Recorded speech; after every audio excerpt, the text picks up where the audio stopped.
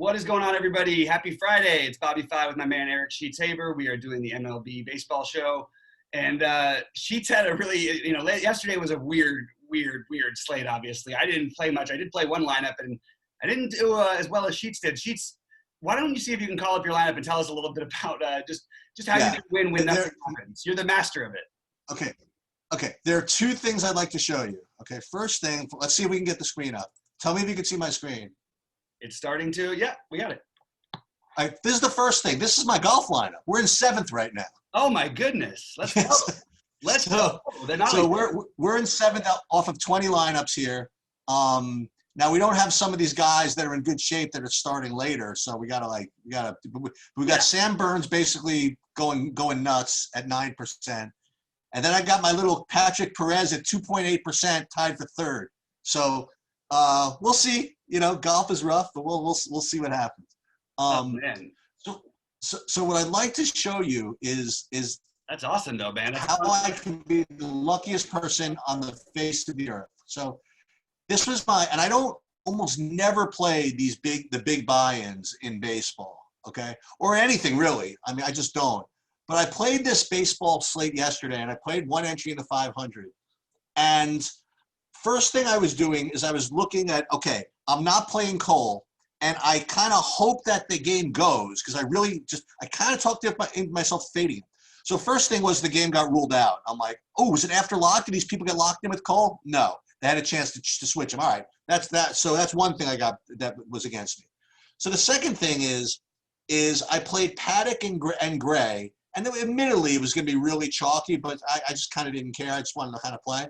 So Sonny Gray, I didn't even realize that they had weather issues, and it was really dicey for a while whether they were even going to play. And so that would have killed me. And then they finally said, okay, Sonny Gray, you're playing. He got off to a great start, and he got blown up 0.1 points. But it was fine because I was starting out with Chris Paddock, who had 9 fantasy points through like 2 innings, or not even, and through 2 innings. And then he pulled himself out of the game for an injury. So I'm basically dead. I have 10 fantasy points out of my pitchers. But I'm like, oh, and the thing that was terrible is I knew that a lot of people probably pivoted to Dustin May, especially when there was kind of concern about Sonny Gray game not going off. So I'm like, all right, all the Dustin May people are going to get by me. But then after 2 innings, Dustin May pulled himself out of the game. So I'm like, all right. So these are my pitchers. So now my hitting, again, this is how lucky I am. So I played 2 games. I played the Philly-Miami game, and I played the Dodger game. The Philly-Miami game, I played the 2 guys we talked about, Dickerson and Joyce. I figured I would eat the chalk on Joyce. He'd be 80% owned. Turns out he was 5% owned, and he got there. It was a little struggle, but he got there. A little couple of walks, whatever.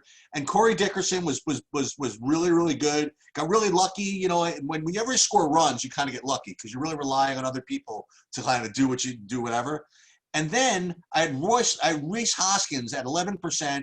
He swung at every first pitch. I was so freaking tilted by him. He got nothing done. But Real Muto was like my hero. He had a home run when I wasn't watching, just my man, right? So then I'm like, I don't even know what kind of shape I'm in, but I got a 4-man Dodger stack going to the last game, even with these no pitchers. And the Dodgers put up a grand total of 2 runs in this game. And it just so happened that the 2 runs were put up by guys I had hitting solo home runs. I mean, that's literally the complete nuts, okay, of how to maximize the worst thing. Like, I had Max Muncy. I don't think Max Muncy made contact with a ball the whole night. Yeah. He got caught looking. This lineup he caught looking. One shift away. I think he struck out. Good. I don't know if it's possible, but I think he struck out more times than he was at bat. I mean, it was amazing.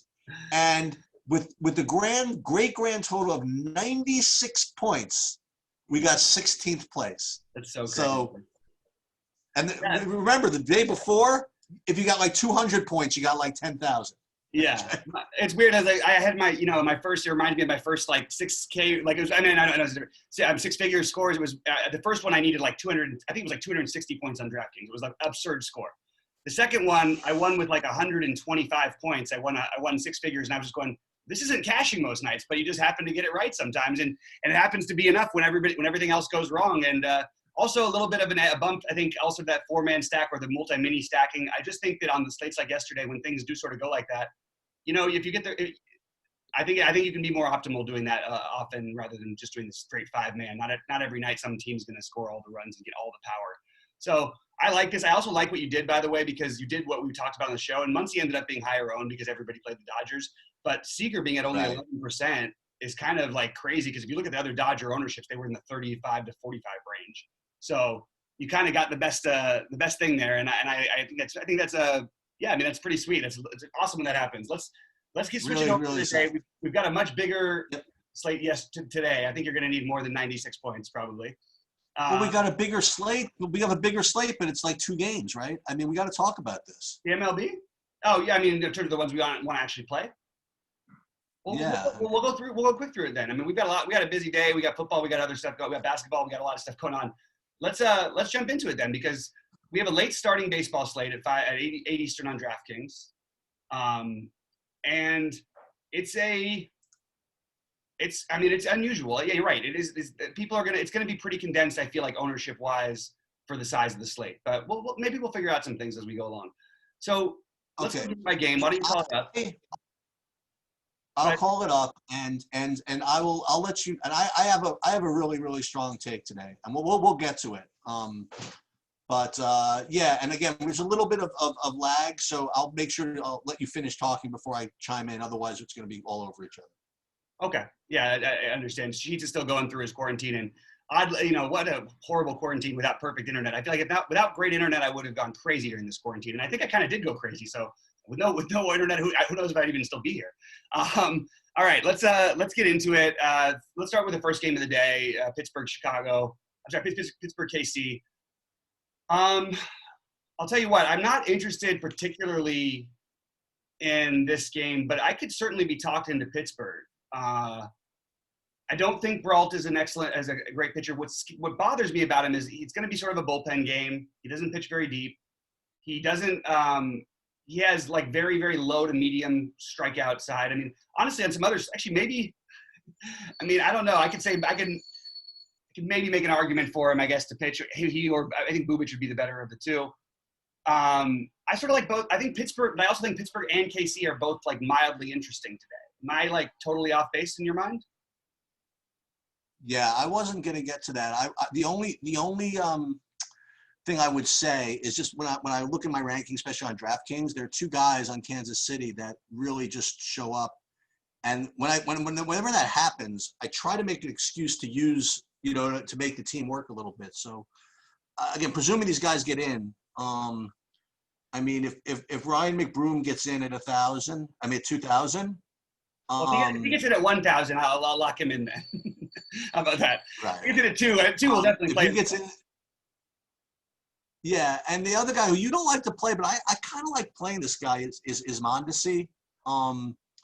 He's at 2,800, and the other guy who looks to be actually okay, just on price stuff is who's the other guy? The home run Hunter Dozier. I thought was okay.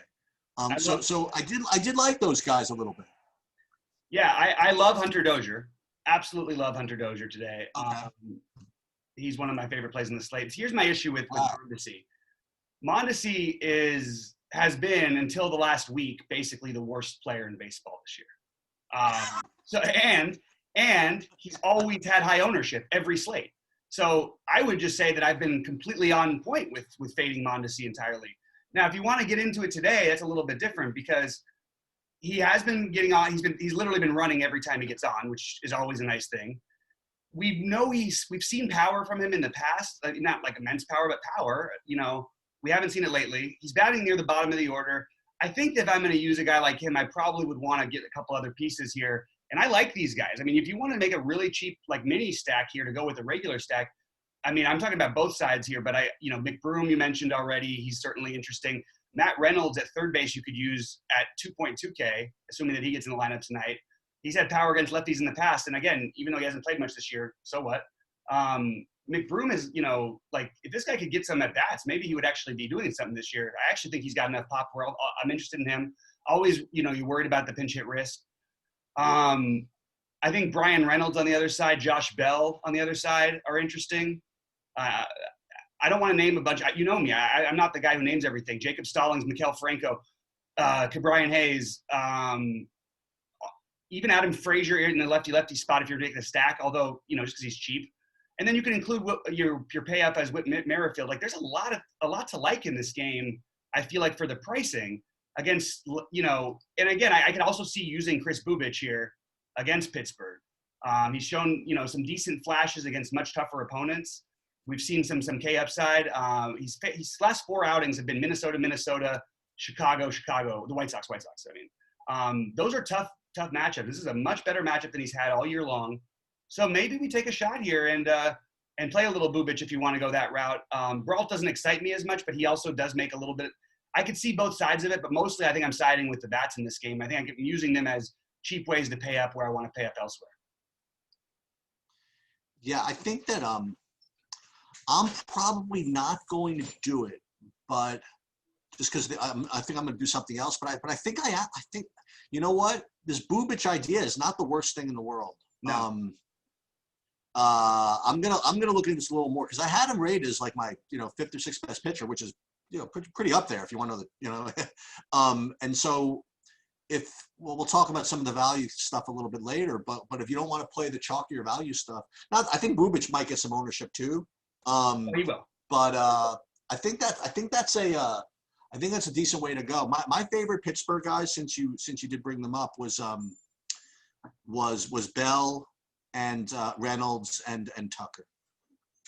Oh, I forgot my other guy too that I always have to play, and that's Eric Gonzalez. The Gonzalez, yeah. Yeah. I just think he's a good real life hitter who isn't priced like one. So if I'm taking him versus Mondesi, now the problem is he's a much better hitter to me, at least this year, than Mondesi is by not even close. But he's not going to go out there and run every time he's on base like Mondesi will. Yeah. But he is 3,300, and I think he fits in maybe more as like he's got a little bit of pop. He hits the ball really hard. I think he's going to have more pop than we've seen so far this year. So all of these guys are kind of interesting. I mean, if I'm ranking them, I do think Dozier is the best play on either side. I think Merrifield's even fine, but he's more expensive. But if you want to play McBroom and Dozier or include Matt Davidson, you can get for what, 7,800, you've got like a mini stack of all power bats with a platoon advantage against a guy who's just adequate. The problem with trying to pick on him, the only negative I find in this whole thing is that Steven Brault, I've been saying this about, it's not the same as Turnbull quite, but this guy just doesn't give up home runs. It is still a bullpen game, sort of, but that worries you for the splits. And I'm sort of talking myself in and out of this one. We can revisit it at the end maybe, because I initially had a lot more interest. And then when I looked at stuff like that, like, what am I really doing? And it's a bullpen game. Are they going to get that many at bats other than Dozier maybe? I still love Dozier, but I think that the other KC guys are just, I don't know, just that worries me a little bit, I guess. Ready to move on? Yeah. Yeah. So Oakland, Texas. This is like, I just love to pick on Jordan Lyles, and I'm going to pick on Jordan Lyles today, but I wish this game was elsewhere. I'm probably not going to go for a mega stack of Oakland. I will have some though. I definitely think they're a fine pivot off of the Colorado chalk, or what should be. But I think Olsen is like one of the priority plays. You have a guy, righty who doesn't throw it past you, which is basically Olsen's problem. Strikeouts, obviously. Simeon's gotten to an affordable price now. Stella is a little bit expensive, but I like him. Interesting. I think he's kind of interesting. Laureano's been bad lately, but I don't mind him. And then you could fill out with a guy like Machin, or I probably wouldn't use Tony Kemp, but one of those two guys, something like that. Robbie Grossman. These are just not like exciting power bats that you'd want to be, raising the roof for, especially in a lousy hitter's park. But I do like the situation for them, so I would rate it Olsen, Simeon, La Stella, Laureano, Grossman, Canna. Like, I don't know. It's a good spot more than it is like I have a bunch of guys I need to play. Olsen would be the priority for me. What about the other side? No interest. I don't really like. So I don't think Mike Fiers is as bad as the rest of the league does, but I think that you can steal some home runs from him. I just point out, like, that's what his whole thing is. His whole past has always been, hey, this guy just gives up home runs. I mean, I could make an argument for Mike Fiers here, like, by the way. I mean, he put up 28 against this team and struck out 7 guys in 6 innings and I think he had, what did he give up, 3 hits over 7 innings, or over 6 innings. I like him. I mean, he put up 28 fantasy points like last time they faced each other. He's been much better lately than he was earlier in the year, even though it's still not anything exceptional. Joey Gallo obviously is the obvious play, but like, I don't think I really want to stack up Texas here. I know other people will. I know other people. They're the other cheap, obvious, whatever team.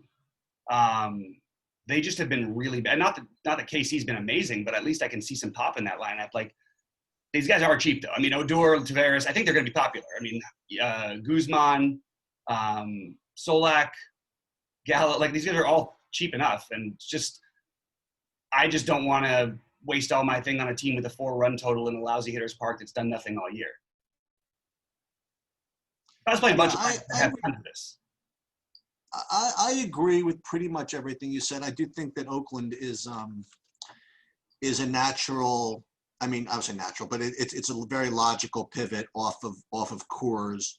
I found that I was getting to more of them on FanDuel than on DraftKings, and the guys you mentioned. I would throw in. I mean, these. Again, it's not sexy, right? But like maybe Chad Pinder or somebody like that if you want to play 4 guys or something like that. But yeah, Olsen is basically, I think that as you mentioned, I think you mentioned the last 5 times he's played, he's basically a play every day, like kind of until further notice. Like, well, especially sorry to interrupt, especially against pitchers who don't blow it past you. Like, if you don't have a high strikeout guy against him, it's kind of hard for me not to have interest just because of his power upside. That's sort of what it is, I think. Now, and with respect to Texas, I like I was wondering where ownership was going to come in. I like the 2 guys you mentioned. I like Odor and Gallo.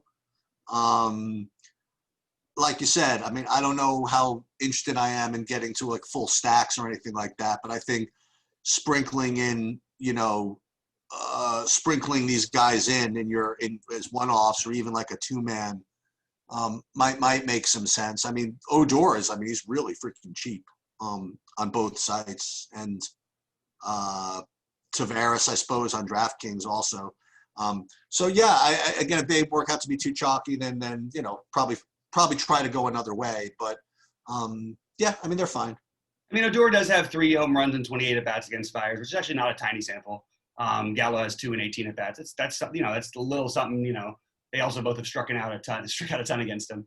I think, I'm going to go back to this, but I think Fires has actually become a sneaky play. Like, I actually think that if nobody's going to play this guy and we're going to speculate on these other guys, we at least know Fires has a leash. The team has a lower total that he's playing against. He just put up 28 against the same team. Now, while I don't usually love to do that, you have a terrible hitting team and their home park that's literally yielded almost no offense all year long. Maybe he's an interesting pivot off of those guys. Or especially Bubic, I should say. We'll see as it plays out, but I think he's kind of interesting as a second-tier pitcher. I don't know that I'm going to end up doing that, but I know no one else will, and I think he might be worth taking the gamble. We really can't talk. I mean, we could, but I was about to say we really can't talk about Detroit, Chicago. I mean, we can. I want to talk about Giolito, but as we do that, we have to kind of think about what's going to happen in the Cleveland-Minnesota game, right? Because there's pretty decent-sized weather concerns there, right? And you have 2 of the other strong pitchers out of that game. And, Giolito, he rates to be, I mean, for me, probably the best play of the 3 top guys, just for no other reason because of the matchup. He's already going to be, I presume, just wicked popular, and God forbid that other game kind of blows up and doesn't play. I mean, he's going to be through the freaking roof popular. And yet on the other hand, it becomes kind of difficult to fade. So so I guess I jumped ahead. I like Giolito a lot. I think it's a tremendous matchup for him. He's got really, really good stuff, and he's obviously a really, really strong play. With respect to Detroit, I don't like anybody from that side, hitting or pitching. you want to try to talk me into Casey Mize, do it some other time, I guess. And I tried my best to figure out some way to make the White Sox. Saying you were concerned about the weather in this What's that? You were saying you were concerned about the weather in this game? In the Cleveland-Minnesota game. Oh, I'm sorry. I thought that's what got me confused. We're talking about Detroit, Chicago. I'm like, wait, there's no weather. What I was saying. All my weather reports. What I was saying. Yeah. Well, what I was saying was that when you analyze Giolito, I'm analyzing it with respect to what happens with Bieber and Maeda, right? Right. So that's the only reason I mention it. I don't think that. I think Giolito in this spot would end up being the most popular of all of them anyway. But that's fine. I'm actually treating that game like that doesn't look good at all. Okay. Okay. But there's a chance that we should keep an eye on it. There's a better chance than it playing in the Yankee game yesterday. And I don't think it ever rained, by the way, in New York. What? You were in New York, though. I know. I don't think it ever rained at night. What? I'm telling you, it was cloudy. Then they postponed the game. I'm like, yeah, okay. I mean, I've already lost on this stuff already. Like, I lost a fortune on the biggest baseball slate I played all year, literally right away. So let's not. So I wouldn't. That's why. I mean, we're going to get to that game in a second. I guess we just keep it unless you really hear. Well, actually, what are we talking about? Oh, because there's only a 7-inning game. That's the thing. Which makes actually Giolito and it kind of makes them more appealing. Bieber and Maeda. So maybe they would be higher. I mean, it just the chance of a complete game is so much more likely. Obviously, you've got a 7-inning game here. Not sure that should affect everything. No matter what, I actually think Giolito's the best play anyway. So I agree with everything about Giolito being the best play. I think Chicago we should think about stacking them up too. Let's talk about that. It's you're going to be paying the same price for the White Sox as you'd be paying for the Angels, right? In Coors, right? I mean, now we're really talking about ownership and leverage and what makes GPPs work. Like these guys could really be like 5% owned, like these White Sox, just because of the opportunity. I think he's going to say opportunity cost, and we lost him for a second, so I'm going to pause this. Yeah, so the thing about the White Sox is they're going to be like 5% owned, and the reason why is because the opportunity cost of playing these guys as opposed to the Angels is pretty high. So you're going to have to make that decision of whether it's that important to take it's going to be a 4-to-1 ownership discount, right, between all these guys against very marginal Detroit pitching, right? But obviously it's not the same as the Angels going into Coors. So I certainly am not going to talk you off of a White Sox stack. I don't think I'm going to do it, though. I don't know how else to describe this. I don't think I'm going to play enough lineups where I do it. I think I'm just going to differentiate with a couple of other things later. Yeah, I prefer the White Sox to the Angels outright.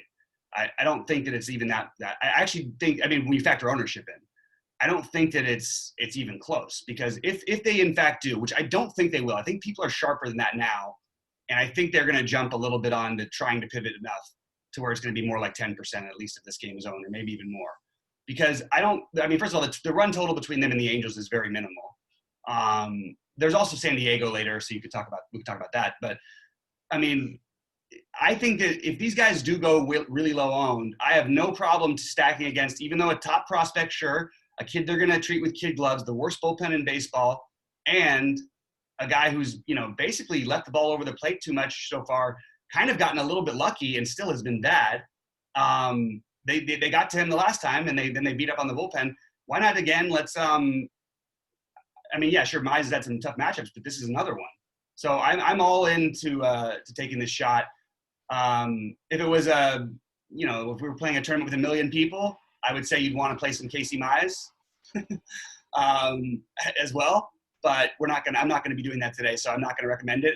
But don't be surprised if he goes out and puts up like 15 or 20, one of these, he'll do it in tough. He's got stuff, but you need to have more than, there also is huge blow up ability. I don't think it's most likely that he gets through 5 with 1 earned, you know what I mean? But there certainly is a path for it. Anyway. That's my Who are your thought. favorite White Sox? 'Cause I never play them against Righties.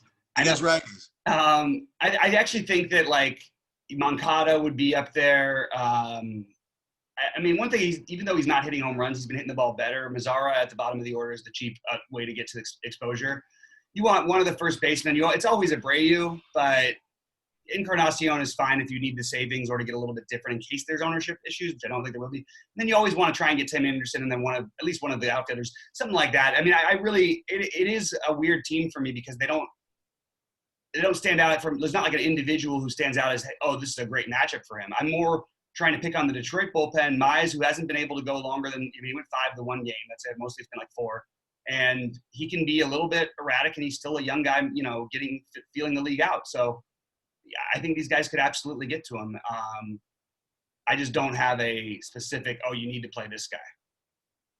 I don't think I'm using these guys outside of at least mini stacks, maybe a mini stack, but there's not like one guy. If I was stuck at first base with 48 or 55, both of those things, Abreu and Encarnacion would be the guys I would want, possibly.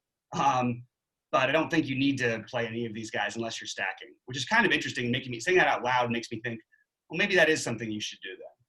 So let's see where we think the ownership's going to end up. But I do think they make for a really solid stack. It's just hard at those prices to take one individual bat. If they play, okay. So you want to talk about Cleveland, Minnesota? Yeah. Sure. I mean, if they play, both pitchers are in play. That's all I can say. But I'm not even like, especially because we only want pitching in this game. Obviously, you're not allowed to play any hitters in this game. Not only because the pitchers, but it's the 7-inning game. It's a doubleheader. So we're talking about only pitchers, realistically, of course, if we think the game's going to play. But I need a pretty sure thing. And what I would do in that case is I would only be playing these guys and skipping the Coors game, or unless there's really cheap bats that we can somehow find.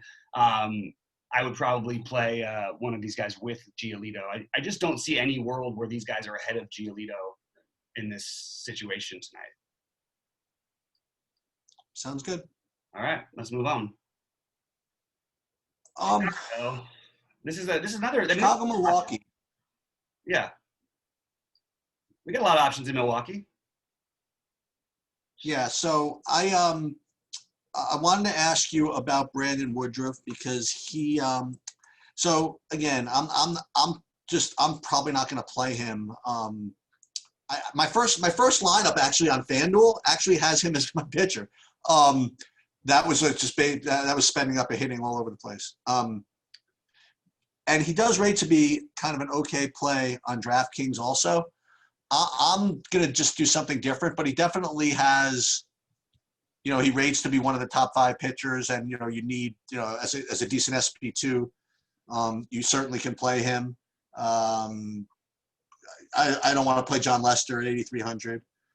And the other thing I was going to mention from this game is again, when you're trying to find a kind of a pivot, I mean, maybe Milwaukee would be a decent low-owned pivot. Maybe you start with Garcia at 2,700 and Hura, whatever, at second base, and kind of work out from there. I don't know. Maybe that could be a way. I'm not, for whatever reason, I don't feel like playing Yelich, but it's kind of hard to leave Yelich out of your stacks, right? So again, I really didn't get too much into it, but I was looking at Milwaukee as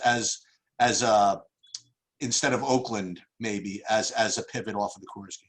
Yeah, I don't think Milwaukee is going to – maybe the stack might be low owned, but I think they're going to have a lot of ownership on – I think there's going to be ownership here is my guess. I mean, it's early in the day, so it's always hard to tell. But, like, if you look at we should take a quick look at Lester because he's faced this team a number of times, and I want to take some real samples.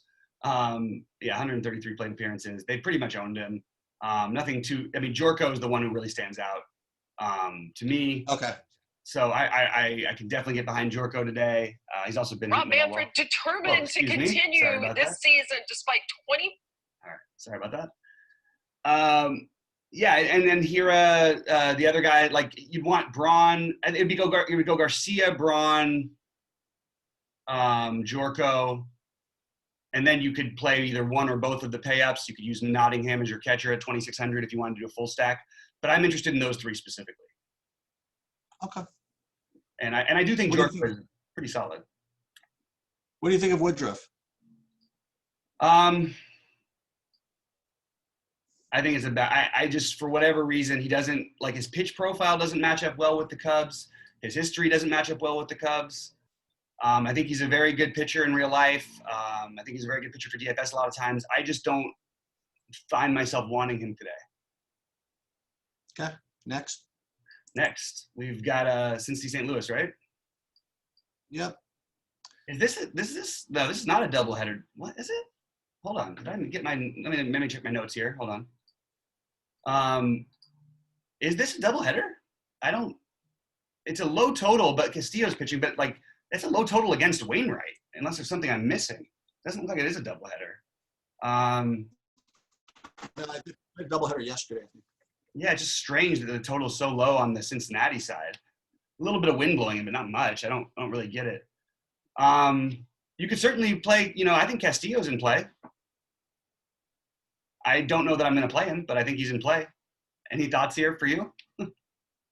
Yeah, I think he's incredibly in play. I feel as though if and what I was getting at before is that I agree with you, is that Giolito was, even if the Indians game plays, was going to be the best play, and as a result, he was going to be pretty high owned. If that Indians game fails, like Giolito could be 65% owned. Yeah, you might be looking for and Castillo's good, man. I mean, everyone's he does not great. He put some good games, some bad games sometimes, but hell, man, and it's just as a GPP pivot off of Giolito. Giolito's, I mean, he's not 100% to do what he does. You know what I mean? I don't know. I think that Castillo is completely in play, especially in the lower buy-in, bigger field tournaments. Yeah, and look, if you want to find excuses to try and pivot off of Castillo, it hasn't been that many at bats. Geico is giving new and current sorry about that. customers Why did you do that every time credit on their motorcycle? Find another site to look for this stuff.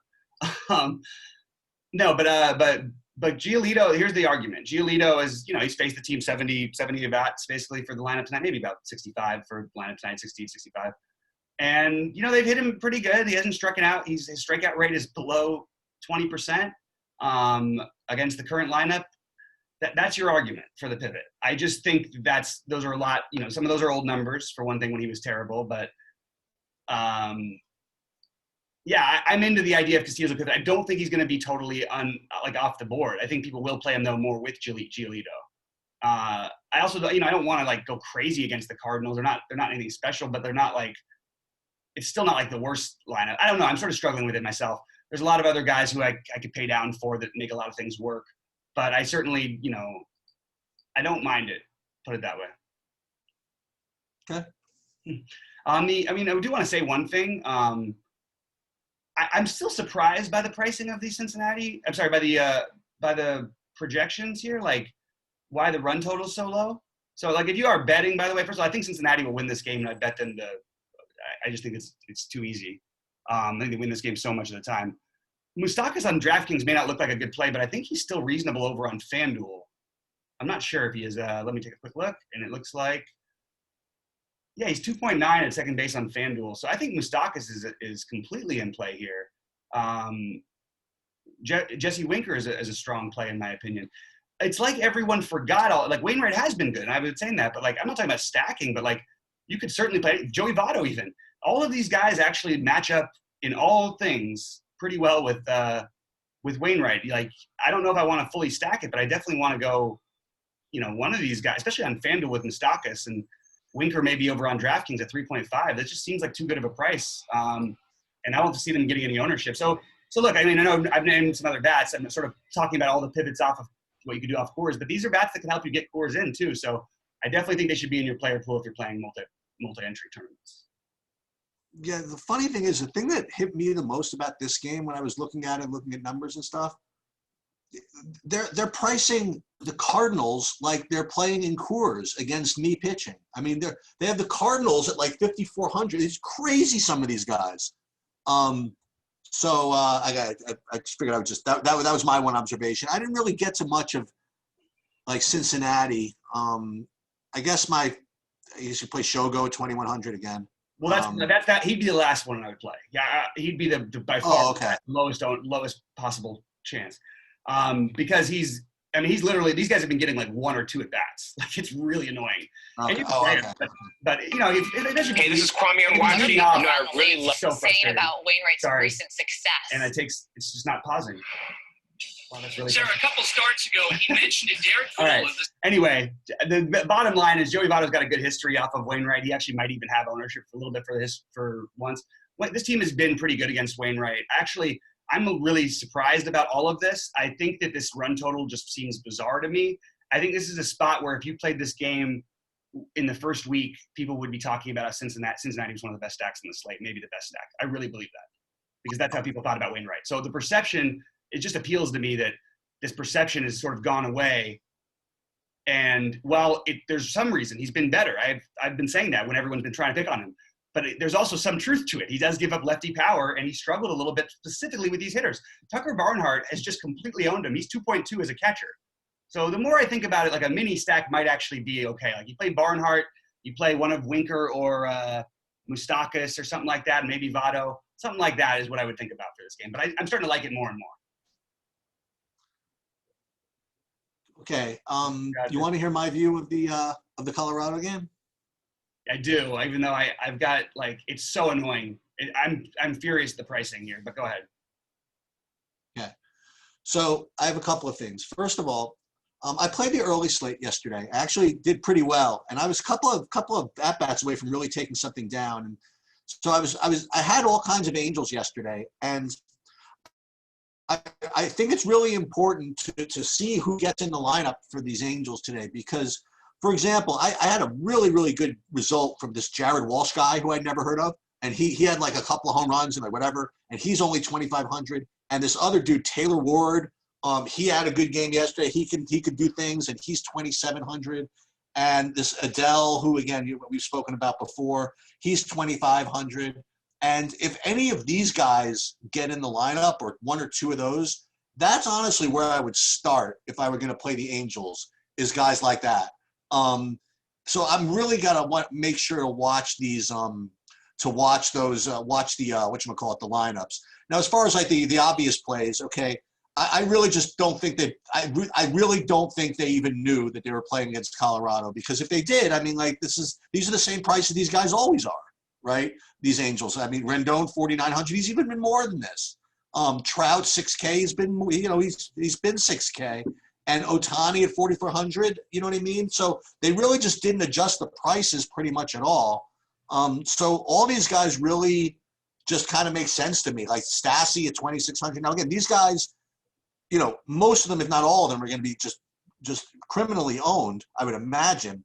But for me, it's kind of hard to ignore just the price aspect of these, with the exception of the fact that it's just, it's hashtag baseball, and anything can happen. And Marquez, of the Colorado pitchers, I mean, he can hold his own at times.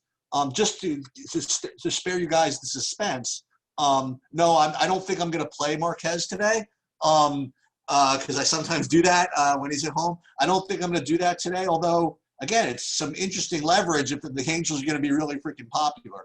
The other thing I have about this game is back when I don't want to be too sarcastic about this, but back when Gordon Hayward came back from injury when he was on the Celtics and nobody knew that he was going to play, he was $3K minimum cost and he was starting.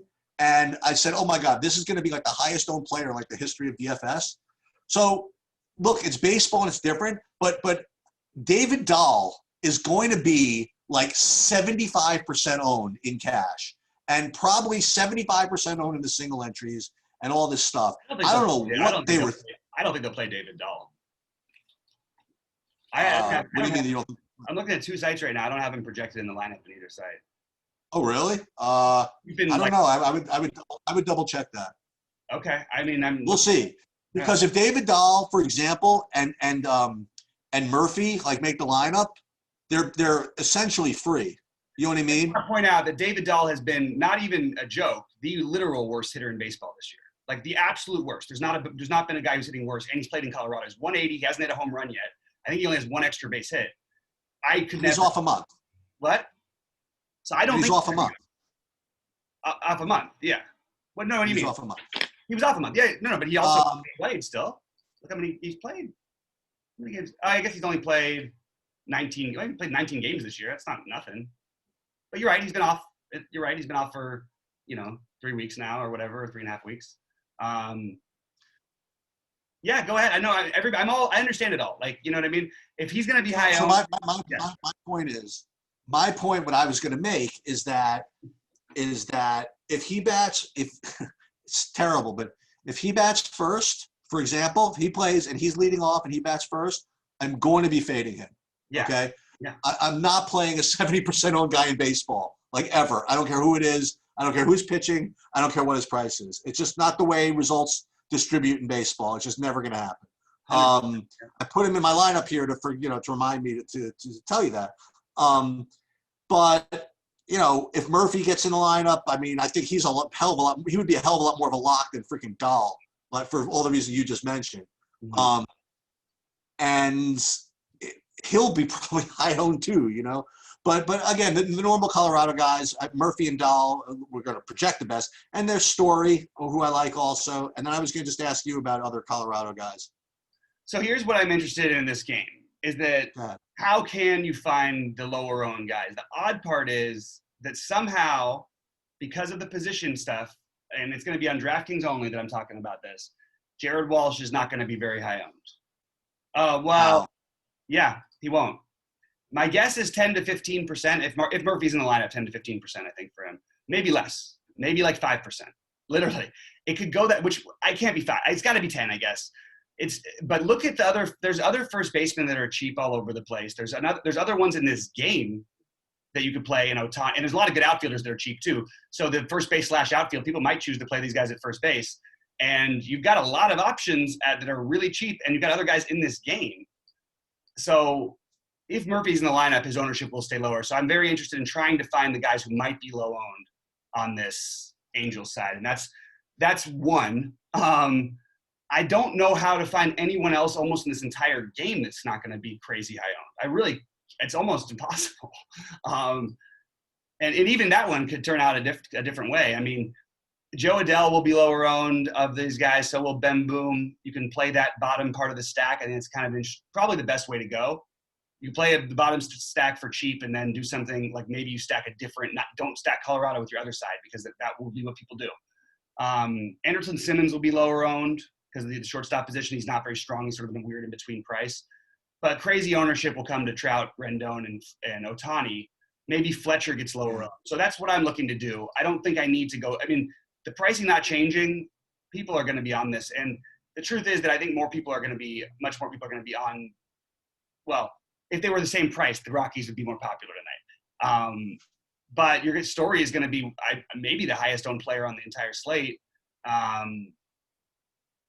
It depends on how their lineup shakes out, because I don't know who they're going to play right now. They've got projected a ton of righties in there, which seems like they wouldn't do that. They would play Dahl, they'd play Murphy. So I doubt that's what's going to happen. But I doubt that. I think they will play at least one of those guys, probably Murphy. But Ryan McMahon is still cheap too, and I don't mind him at the bottom of the order. I just would be looking for the lower guys. Matt Kemp, if he's in the lineup. I'm even going to say it this time because he's cheap enough, and he finally hit home runs. He finally hit a home run last week. So even you could throw in Tapia, who's not going to be very high owned. I'm just saying, if you're going to make your stacks, like, try to do it with the lower owned guy. Don't just play Story, Blackman, Arenado, and then the cheap Angels guys and expect to play yourself. You're not going to have any chance to win. Unless you're max entering and you get it exactly right. It's just, you're really killing your upside. So, well, all these guys, from an actual, like, if I had to pick who's going to have the best nights, I would pick Charlie Blackmon and Mike Trout, obviously. But I don't think that, I don't know. I don't know that at these ownerships that I'm going to need to go there. Maybe Blackmon ends up lower owned of the bunch, so maybe I go with him. It's weird, man. I mean, you look at these prices and you're like, how is everybody not going to play them? But then other people are thinking the same thing. I'm trying to figure out, because this might be, I mean, like, on paper, this should be the highest owned Coors has been all year with the pricing like this. But I don't know if it will be. Anyway. Yeah, if Rendon is somehow going to be owned anywhere, like, the problem is, like, Mark, these pitchers can get through it. Like, that's all I'm going to go back to, is, like, they can get through the game reasonable enough. We've seen shutouts in Coors before. Like, we don't need to beat a shut. We can have a 5-4 game. That's what we can hope for. It's just so wrong mathematically. Like, it's just so wrong to play tournaments and to play that game and stack that game. If you do it, you better find a really, really contrarian other stack, and you better have 2 really low-owned pitchers. You know what I'm saying? Yep. All right. You ready to move on? Yep. All right. You want to start? You want to start? Or you want me to start with this one? Oh, sorry about that. San Francisco, San Diego. I actually am gonna maybe surprise some people. I have absolutely zero interest in any part of this game whatsoever. Okay. But I mean, San Diego's going to be popular, or not popular. They're going to be thought of. Sorry, Sheets. What do you think? So, this is the only game that I might be locking somebody in, unlike the whole slate. Oh. I am playing 100% Garrett Richards today. Whoa. And I've talked about him a zillion times, and I've told you that he's really good, and he's worked out his shit off his surgery, and he just never gets a good freaking matchup ever, okay? And, you know, I don't know what happened 2 games ago where he was mowing down Colorado through 3 2/3, and they took him out. Then he came back at Oakland. He put up 27 freaking fantasy points. Just so you know, with Garrett Richards' career, you should be expecting that happens about 30% of the time. That's part of my negative. Yeah. It's fair enough. Okay. And I will also tell you about from my projections, he projects to be probably my 13th favorite pitcher of all, but I just kind of don't care. And if Caleb Smith is going to be freaking hugely popular at 6K, and if people go to Bubich or whatever it is, I'm just totally just doing this. I've been kind of like waiting for a decent matchup for him. I played a little bit against Oakland, but I was away, so I didn't really play as much of him as I was supposed to. And so I'm probably going to be just kind of just really just sold in on this one. That's my opinion. I'll be rooting for the San Diego hitters just so that I could get the W. The game 2 games ago really just concerns me. I don't even know what that was all about, which does freaking concern me to some extent. I don't know why they pulled him out. I don't know what that was all about. But coming off the game 2, he got completely lit up in 2/3. Yeah. But well, we don't care about 3 games ago because he was against the Giant Killers in Seattle. Like, those are one of those bad matchups. Right, of course. It is pretty funny, though, when you look at his game log, like, how could anyone have played him last time? I'm amazed that you did at all, because he would have been coming off a game where he pitched 2 innings, 0.2 innings, and 3.2 innings. That's tough. That's tough. But I get your logic. Like, I, first of all, don't think he's as good as you do. I do think there's enough strikeout upside for him occasionally. His control really like bothers me in general, although he's been a little bit better this year. I get it. I get it, kind of. You know, you made a good argument, and he's going to be 0. Well, not 0. He'll be like maybe 5 to 10%. I don't know, somewhere in that range. I can get behind it. I'm not excited about it, but I you started to talk to me a little bit. I said I was going to use Fires in a tournament or 2. Maybe I could throw Garrett Richards in one instead. I do think Fires is going to be the completely unowned one, but I actually think Fires has probably the same upside, if not more, than Richards. So I'm very close on those 2. I just think Texas is worse than the Giants are from the hitting standpoint. But yeah, some clown for one of the bigger providers came this morning in his thing saying, "Oh, he's going to be my guy if he's low owned as a pivot off or whatever." Kind of tilted me a little bit, so he might end up being getting some. He won't get too much. Don't worry about it. I don't think anybody's playing Caleb Smith. I don't know what you're talking about. I think everyone's playing. Everyone's going to play Kikuchi. All right. So we can talk. Who's not playing Caleb Smith, man? I think Kikuchi's going to be that. All right, we'll talk about that when we get there. I will make any amount of a wager right now that, assuming that everybody who's pitching is pitching, that Kikuchi is going to be either the highest owned pitcher or the second highest owned pitcher, and I'm almost sure. All right, we're in for $1. Okay, and by the way, I will say this: he's also by far the best option. Like, it's not even close. I'm talking about other guys, but he's the guy. Anyway, we'll get into it. Go ahead. Let's hear the why do you think Caleb Smith is going to be? I understand he used to be a good pitcher, but why do we think he's even going to pitch like 50 pitches or 60 pitches? Do we have any information? They traded him to Arizona. He had a 70 pitch intra-squad game. You know what I mean? I don't know. And he's playing against Seattle. You know what I mean? Don't these guys always get 50% owned? No. No. Oh, all right. Okay. I might play him then. I don't know. It's all right. He's got the stupid Marlins hat still. I mean, he's been better, obviously, but I don't know, man. Yeah, I think if you're spending down, I would look at Kikuchi. And honestly, I'd look at Mize for the upside. But and the Kikuchi just, like, okay, forget a 70-pitch inter-squad game. Kikuchi's thrown 80 or more pitches in all of his starts in all of his last 5 starts. He's thrown 95 to 89 to 95 to 3 of the last 4 of the last 5, excuse me. And he put up 28 fantasy points in his last game. I don't see how he's not going to be the chalk. All right. I made him a little bit, for me, I made him like worse than Bubich. So well, Bubich is going to be the next. Yeah, so I'm not, I don't know. I'm not playing him. That's the order of how it's going to go tonight. It's going to be number 1, probably, well, almost definitely. It's going to be number 1, Giolito, number 2, Kikuchi, number 3, Bubich. I'm probably. Okay. Yeah. So basically the Giolito-Kikuchi pairing is going to be the where most people go. I think so. I can't see. I mean, honestly, looking at it, it's hard to picture anything else. But again, there's room. We talked about some other pivots, so that's okay. I happen to think Kikuchi is the best option, but I don't think. I mean, is there unless there's something? I always feel like this every time he pitches, though. Is there something we're missing with him? Like, what is going on? I don't get it. 3 out of his 6 starts, he's put up scores that you would be like perfect with tonight, and 2 of them he's put up scores that would win you a slate potentially. And that's 30% of the time. And then he's got the team that's the worst against left-handed pitching in baseball. Second worst. I don't know. I'm going to have to hear an argument for why you would play Kikuchi here, other than the fact that there's a couple guys who are going to be lower owned. I mean, it's just an ownership thing when I avoid him. There's no other reason. All right. Well, I mean, like you said, there's 1, 2, 3, 6. 3 of his last 6 games you're happy with. 3 of his last 6 games you're not. But how about the 3? How about that? How about the 3 that I'm not? So the 3 that I'm not happy with were Houston, who obviously, that's the first game where he wasn't stretched out, obviously always good against lefties, even though they've been worse this year. I hear you. Colorado and the Dodgers. And he dominated Texas, Oakland, and was good against San Diego. I'm telling you that I'm not saying that all this stuff is concrete. It's obviously a small sample size. So if I play Kikuchi, for example, and he's a little chalky, probably need to play Castillo or something more sinister, like a Kikuchi, Garrett Richards, and then have all kinds of hitting all through the freaking country. Yeah. With the White Sox. Yeah, the White. I mean, look, going back to it, the White Sox are going to be crazy, crazy low owned now.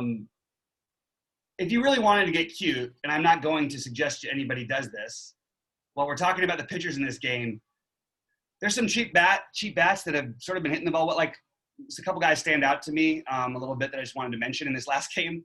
And Dylan Moore. I don't like playing LeCastro, but he's 2.5, and everybody seems to like playing him. So go ahead if you like playing him. I sort of like Eduardo Escobar, because if you're going to play the other side of this thing, I mean, he's had a bad year. He's better than this price. He used to have good power right-handed. I'm assuming he still has enough of it. You could play Christian Walker. He's cheap enough. I'm not like excited. But like they're all Varsho if you need the savings. But again, there's better catching options probably. It's all fine, but I would say Dylan Moore and LeCastro, I could see getting into some lineups. Carson Kelly hit a bomb last night. Maybe he's okay, catcher, I guess. Yeah, that's true. I guess Carson Kelly's 2.3. You might as well. I mean, and you will get a little bit of – you get low ownership on these guys because they're better cheap catchers, period. So that's where it is. I mean – So the 2 things that you and I – it's funny. So we do this, and I say semi-intentionally, also because we're both really busy. Like, we never talk about research before we get on here. So the 2 things that we both have to kind of look into is, number 1, the extent to which David Dahl is going to be playing and owned, because you didn't even know if he was playing. What do I know? Maybe he's not. And then also this. I'm not saying he won't. I just don't think if I were them and I was trying to make a run, I don't think I'd be playing a guy off that. I don't know. Whatever. Okay. And Caleb Smith and the Caleb Smith and the Caleb Smith thing. I just went into this whole thing thinking, okay, Caleb Smith is going to be just like the huge chalk like against Seattle, like everybody else is. And and looking for ways to pivot off of him. So I have to. As usual, like ownership kind of drives this whole freaking thing. So let's really get into it. So who are we gonna play hitting wise outside of Coors? So outside of Coors, I mentioned that I really like a couple of the KC bats, Merrifield, Dozier, McBroom, those guys. I like Olsen in Oakland. I like the Milwaukee, either a stack, but I like Garcia, Braun would be my favorites. And then you've got, the cheap catching option with Nottingham. You could play Hira or Yelich or both in your stack. Jerko also. I like all those guys. I like the White Sox as a pivot stack, but I don't like them as one-offs because it's kind of hard to fit them in. So you could do it. Like you could do like a Coors stack and use one of the White Sox. That would be kind of interesting. And it actually kind of makes a little bit of sense, actually. Grandal is the only one of them that should have any ownership. I like Cincinnati as I just like their prices. I think this is weird. You're going to get no ownership on Winker, and then Moustakas on FanDuel, it definitely stands out. But Winker over here at 3.5, in that sort of weird in-between range where if you look at just his production, is probably something we should be willing to look at, even though this last week has certainly not been his finest hour. He was incredibly on fire for a couple weeks before that. But I don't mind those guys. And then I don't mind, Dylan Moore in the last game. That's pretty much most of the batters I'm going to be using outside of Coors. And then I'm going to try and get the lower owned parts of Coors. Or I may just end up fading it. I really may just decide White Sox, Milwaukee, let's go. I'll skip the Coors game and let's move on. The team you came back to a couple of times is the Cincinnati idea. I'm going to give that a little bit of a look. I think you'd be looking I think Barnhart would be a really good catching option. I actually think you could argue that Barnhart would be the cash game catching option. He's going to have tournament ownership because you have these other cheap guys batting ninth in Coors. But first of all, Barnhart's a better player than they are. He's also absolutely tattooed Wainwright for 40 at-bats or 30 at-bats, whatever he's had against him. I actually don't have it in front of me anymore because it always makes that loud noise when I do. So you could play like Barnhart, Winker, and somebody, or just the two of them. Just get like a little two-man. Or you throw Votto in even at 3,900. That's fine. And there's no one's going to play him. I would rather play Moustakas, but on DraftKings it's a little bit harder. But Moustakas and FanDuel is definitely a priority play. I don't know that I want to stack the whole thing, but I do like the Cincinnati side of this. Yeah, I guess Chicago and Detroit and San Diego, which kind of natural price pivots, right, off of those guys. We didn't really talk too much about San Diego, except for the don't have as much interest in them. Johnny Cueto has actually been good, and you can never look at any numbers you want. The actual, this is where sometimes things like ERA and all that stuff don't really make any sense because this guy's had tough matchups. Now he was fortunate enough to have 2 against Arizona recently. But you look at his number. I mean, he's had the Dodgers, Angels, Oakland, Dodgers, at Colorado, Dodgers, Padres. These are tough matchups. And he sort of has held his own every time. And his strikeout rate is even good. I wouldn't play him on this slate, but I don't think I want to pick on him as much as maybe some other people do. And maybe they won't. Maybe that's a good counter stack because they're not going to be as high owned tonight because of what's happening in Coors. But they always seem to be higher owned than anybody thinks they will be, except for Will Myers. I don't know. All right. So let's wrap it up because we got football to do. Yeah, we're gonna have to actually probably put off the football until after or later or something because another show's coming up too soon. And there's no way we're gonna get it done in time, and I have to do that to be ready. Yeah, we'll get it done. No, we'll get it done. We'll have to do it in 25 minutes. We'll have 25 minutes basically to get it done. I'm not comfortable with that personally because I have to get into the games with you. We got to figure it out.